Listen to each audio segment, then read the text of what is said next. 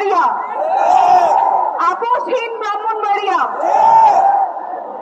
আজকে আপনারা আমাদেরকে অনেক সুন্দর করে শুভেচ্ছা জানিয়েছেন। আমরা নাগরিক পার্টির পক্ষ থেকে আসছি, একটা শোকাবহ পরিস্থিতিতেই এসেছি, কিন্তু আমরা যে এই সংগ্রামের রাস্তায় নামছি এবার বিচার এবং সংস্কার নিয়ে, আমরা জানি যে এই আপোষহীন ব্রাহ্মণবাড়িয়া আমাদের পাশে থাকবে। আপনাদের কৃতি সন্তানরা একটু আগেই খুবই আবেগের সাথে আপনাদের কথাগুলো বলছিলেন, আপনাদের এলাকার সমস্যাগুলো কথা বলছিলেন, আপনাদের স্বপ্নের কথা বলছিলেন, যাতে ব্রাহ্মণবাড়িয়া পিছিয়ে না থাকে সেজন্য তারা সারা জীবন লড়াই করবেন।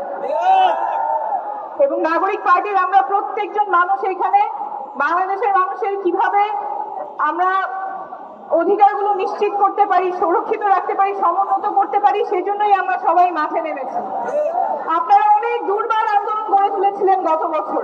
এইখানে যে ছেলেমেয়েরা বসে আছে, আরো এখানে আপনারা আছেন, আপনারা ভুলে গিয়ে ভয় করেন নাই। এবং এটা আজকের ইতিহাস না, শত বছরের ইতিহাস। ব্রাহ্মণবাড়িয়া কখনো আপোষ করে না, ব্রাহ্মণবাড়িয়া এবারও আপোষ করবে না।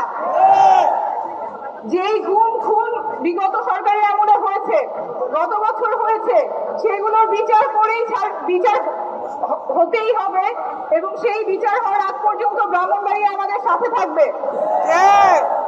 আমরা আর আগের বাংলাদেশে ফিরে যাব না, যেখানে দেশের নিরাপত্তা বাহিনী নিজের নাগরিককে গুম করতে পারে, খুন করতে পারে। সেই বাংলাদেশে আমরা আর যাব না। এবং আমরা আজকে যেই পরিবেশে আজকে কথা বলছি, খুবই মর্মান্তিক একটা ঘটনা আমাদের দেশে ঘটে গেছে, যেখানে ছোট ছোট স্কুলের বাচ্চারা ক্লাসে পড়ছিল, সেই অবস্থায় তাদের উপরে প্লেন বিধ্বস্ত হয়ে,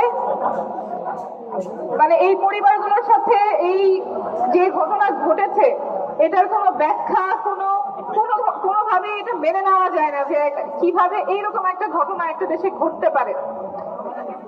এই ঘটনায় আমরা সুষ্ঠু বিচার চাই, নিরপেক্ষ তদন্ত চাই, যাতে যে দায়ী, যে দোষী, সবাই যাতে জবাবদিহিতার আওতায় আসে।